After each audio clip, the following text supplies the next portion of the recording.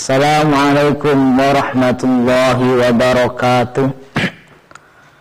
Bismillah, alhamdulillah, wassalatu wassalamu ala rasulillah Sayyidina wa maulana Muhammad bin Abdillah, wala hawla wala quwwata illa billah, amma ba'du. Pemirsa LDM TV yang sama-sama dirahmati oleh Allah Subhanahu wa ta'ala, dalam kehidupan ini hari kita sering-sering melakukan amal-amal soleh, sering melakukan apa-apa yang diperintah oleh Allah Subhanahu wa ta'ala.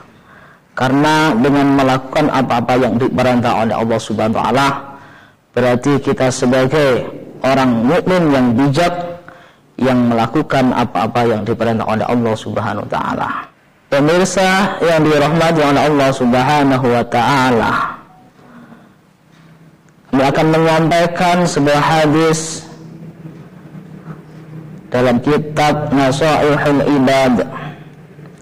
Sayati zamanun ala ummati yafirruna minal ulama wal fuqaha fayabtaliyahumullah bisalasi baliyat. Kata Nabi Muhammad sallallahu alaihi wasallam, Nabi Muhammad telah bersabda, sayati zamanun ala ummati yafirruna minal ulama wal fuqaha fayabtaliyahumullah bisalasi baliyat. Yang artinya akan datang suatu zaman di mana umat saya, kata Nabi Muhammad sallallahu alaihi wasallam, lari dari ulama, lari dari orang-orang yang ahli fikih. Kalau umat saya lari dari orang ulama, dari orang-orang ahli fikih, maka Allah akan memberi 3 cobaan. Pemirsa yang dirahmati oleh Allah Subhanahu wa ta'ala, sudah jelas di zaman sekarang banyak orang-orang yang tidak mau dinasihati para ulama. Banyak masyarakat yang enggan untuk mendengarkan mau'idah ulama. Apalagi sekarang sudah marak, sudah merajalela akhlakul karimah, sudah merajalela ilmu klasik yang diperoleh oleh masyarakat karena terlalu jauh dari ulama, tidak mau dinasihati ulama, sehingga dia tidak mau belajar ilmu agama.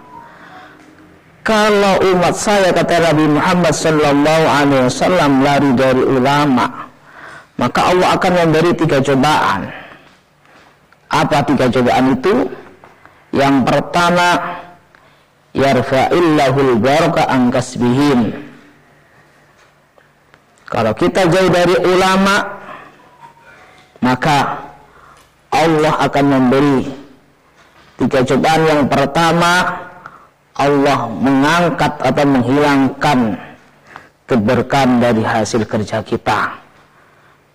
Hadirin pemirsa yang dirahmati oleh Allah Subhanahu wa ta'ala, semua orang, semua masyarakat selalu kepingin yang namanya barokah. Siapa yang tidak ingin dengan barokah? Ketika kita doa kepingin barokah, semuanya barokah.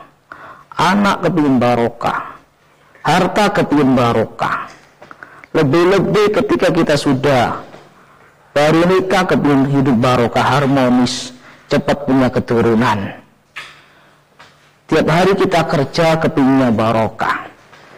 Tapi kalau memang kita tiap hari kerja, tapi kelihatannya kok masih kurang untuk menghidupi keluarga, tidak cukup untuk kebutuhan keluarga, mungkin itu rahasia Allah. Mungkin karena penyebab kita jauh dari ulama. Al-barakah ziyadul khair. Harta yang barokah, harta yang mau digunakan untuk kebaikan, disedekahkan. Kita punya uang sedikit tapi kita sedekahkan, itu namanya uang yang barokah, untuk melakukan kebaikan, untuk melakukan amal soleh, itu barokah. Anak yang barokah adalah anak yang membahagiakan orang tua, baik di dunia maupun akhirat. Karena harapan orang tua kepingin anaknya jadi anak yang barokah, yang manfaat bagi orang tua baik di dunia maupun akhirat. Karena sangat dampak kalau kita punya anak kita tidak barokah, artinya tidak membahagiakan orang tua. Sehingga Nabi menyampaikan, man tarakal walada jahilan kullu dhanbin amaluhu alaih. Artinya, barang siapa yang mempunyai anak dalam keadaan bodoh, maka orang tua akan kena imbasnya, siksaannya, kena tataran siksaannya. Ketika ada orang mempunyai anak, orang tua meninggal, anaknya masih hidup di dunia, anaknya melakukan maksiat, anaknya mau melakukan zina, narkoba, semuanya, maka orang tua yang tersiksa di alam kubur, artinya kena tataran siksanya anak ketika di dunia melakukan maksiat kepada Allah Subhanahu wa taala. Pemirsa rahimakumullah, maka dari itu kita berharap mudah-mudahan anak kita jadi anak yang barokah, sehingga anak itu membahagiakan orang tua ketika di dunia maupun di akhirat. Kalau kita jauh dari ulama, maka jangan harap harta kita, keluarga kita barokah. Maka dekatilah ulama. Mulai dari kecil ketika kita lahir di Jawa kita diajari oleh ulama, maka kita hormati beliau-beliau itu. Karena dengan bimbingan beliau-beliau itu, fa insyaallah kita jadi orang pintar. Dengan mendekati beliau-beliau, maka insyaallah hidup kita akan barokah, baik keluarga kita maupun harta kita.